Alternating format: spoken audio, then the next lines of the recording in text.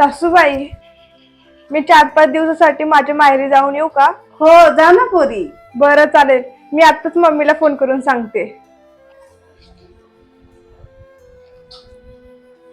हा hello mummy, मी आजच येते.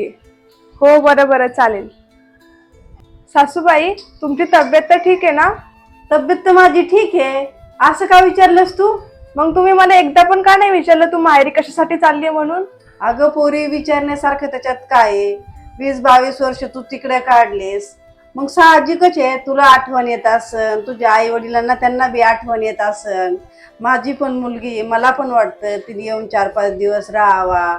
मला पण तिची खूप आठवण येते. मग असं मी पण एक आई आहे ना, मग तसंच तुझ्या आई वडिलांना आठवण येत असेल. मग तू पण जा की. तू जा, पटापट आवरून घे.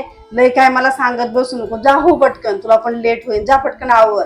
मी पण बोलतच बसले, पटकन आवरून घेते आणि निघते. अगं पोरी, थांब थांब.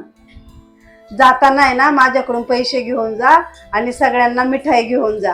हो ठीक आहे, चालेल चालेल. हो. किती नशीबवान आहे ना मी, आईसारखी जीव लावणारी सासू भेटली. लग्ना अगोदर तर मला असं वाटायचं की सासू ही सासूच असते, सासू ही कधी आई होऊ शकत नाही.